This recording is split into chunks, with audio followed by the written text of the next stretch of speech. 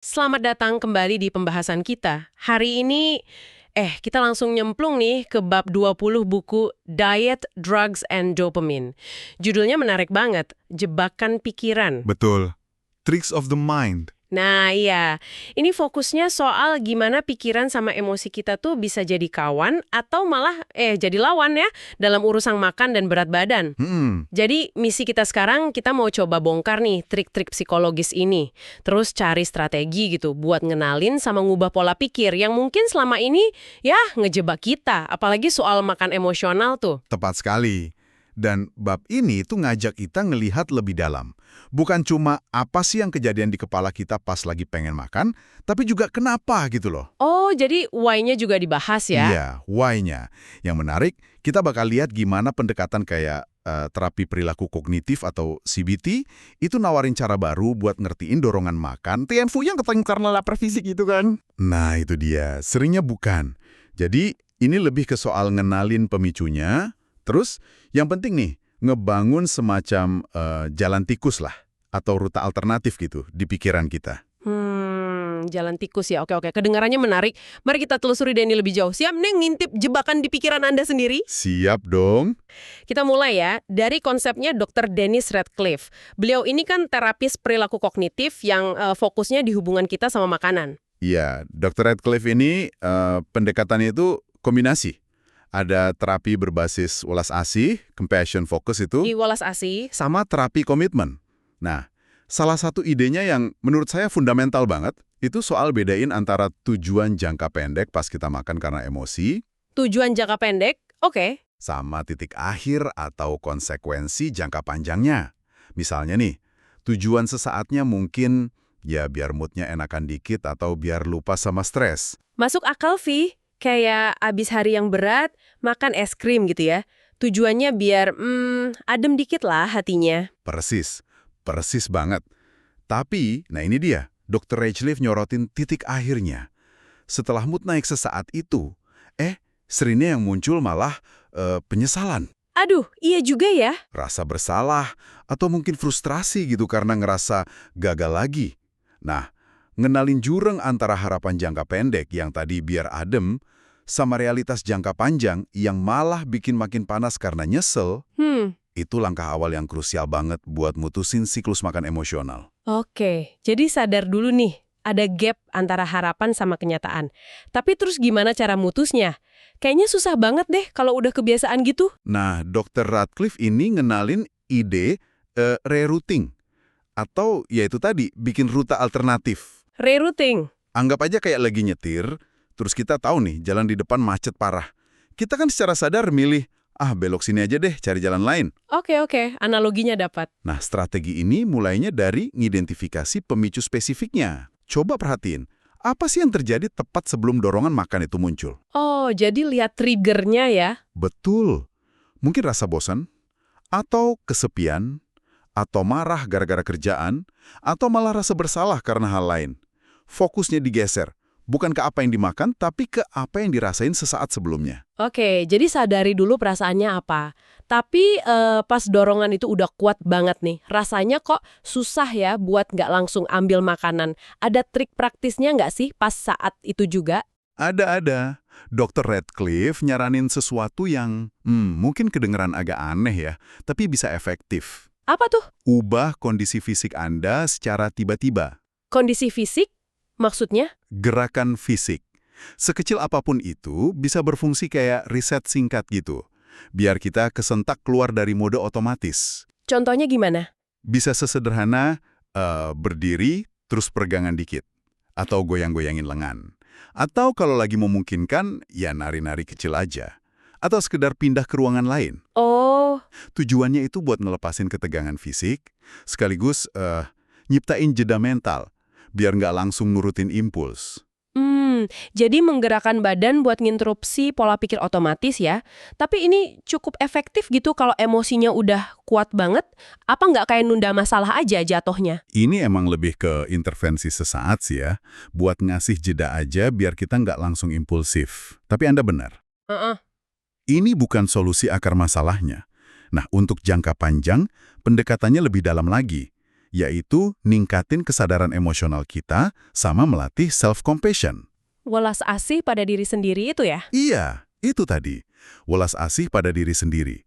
Soalnya sering banyak makan emosional itu dipicu sama kritik diri yang kejam banget setelah kita ngerasa kebablasan. Betul, betul. Malah jadi benci sama diri sendiri kadang. Nah, jadi belajar ngenalin suara kritis internal itu, terus nantang suara itu, abis itu coba ganti responsnya jadi lebih suportif. Kayak gimana sih kita kalau ngasih nasihat ke teman baik kita? Kan nggak mungkin kita maki-maki kan? Iya juga ya, pasti lebih nenangin. Nah, itu kuncinya buat ngatasin akar masalahnya, yaitu tekanan emosional yang mendasarinya, biar nggak muter di situ-situ aja. Oke, jadi self-compassion ini penting banget ya, biar nggak kejebak lingkaran kritik makan kritik lagi. Dr. Radcliffe juga punya konsep tangga pikiran makan emosional katanya. Ini maksudnya apa lagi nih? Ini sebenarnya cara visualisasi sederhana aja sih buat bantu kita mahamin proses berpikir pas dorongan makan itu muncul. Coba bayangin ada tangga deh. Tangga, oke. Anak tangga paling bawah, yang paling kurang kita sadari biasanya, itu craving-nya. Pikiran intrusif awal soal makanan.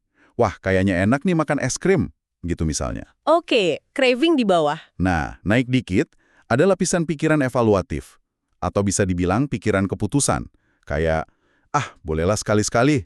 Atau sebaliknya, waduh, sebaiknya jangan deh. Jadi ada level pengen sama level mutusin. Betul.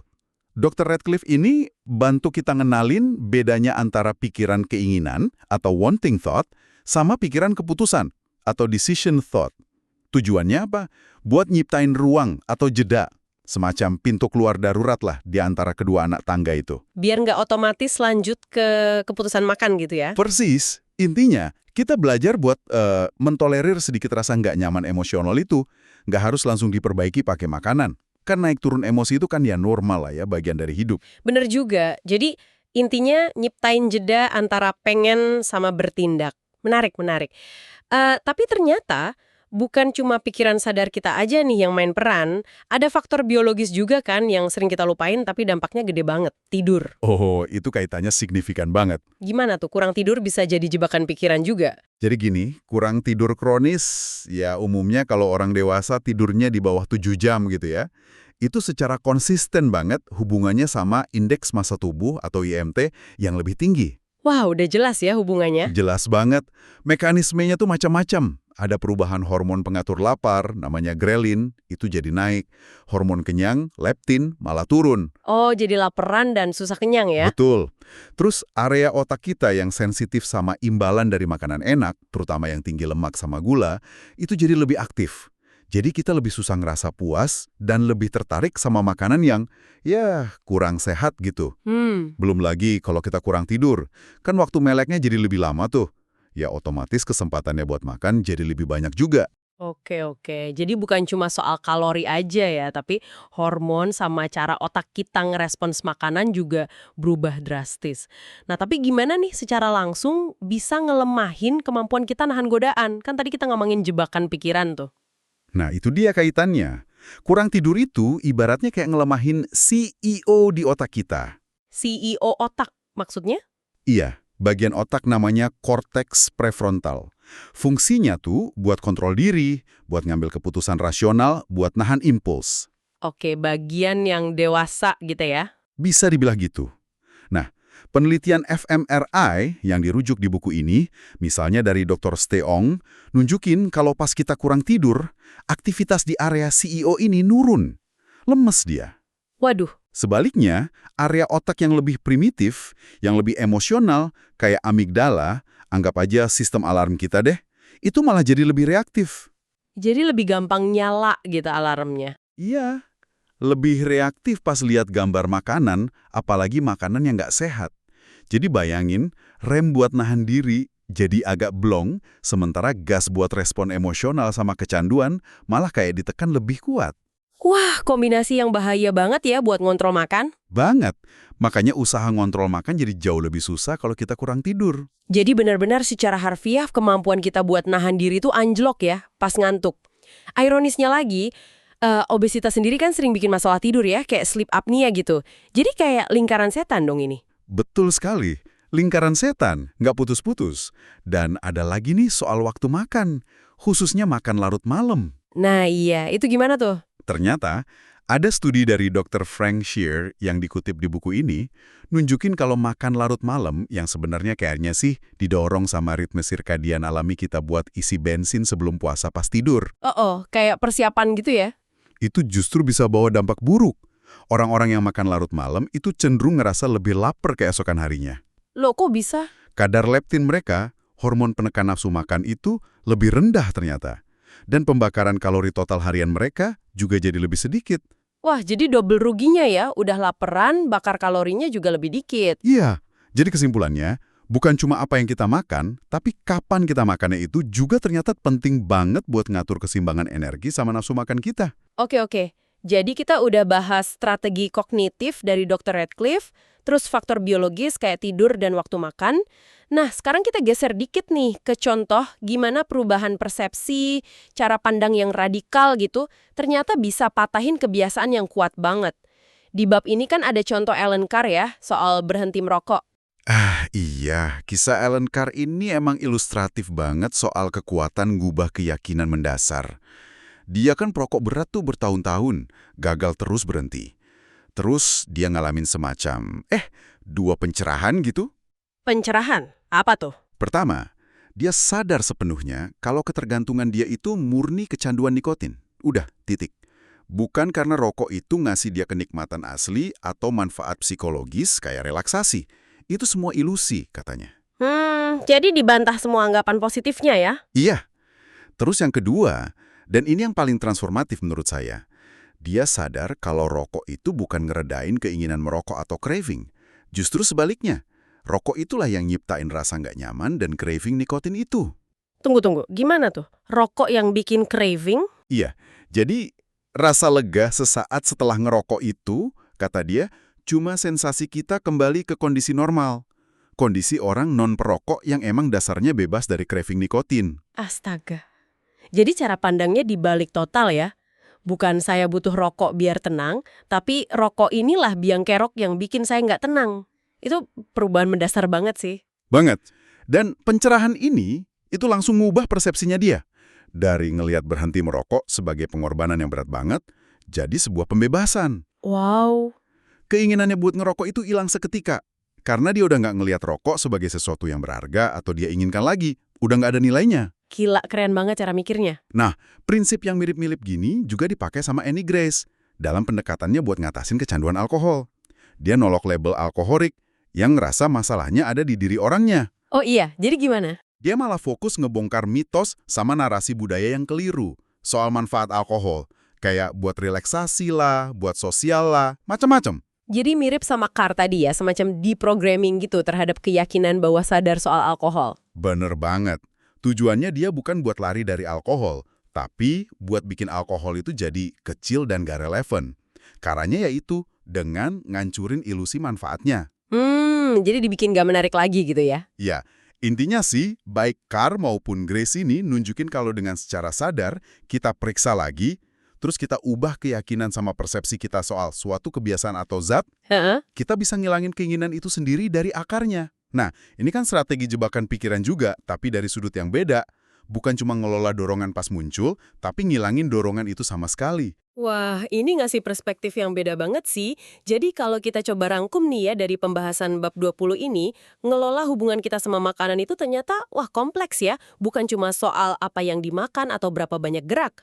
Jauh lebih dari itu. Iya kan, ini juga soal gimana kita ngerti cara kerja pikiran sama emosi kita.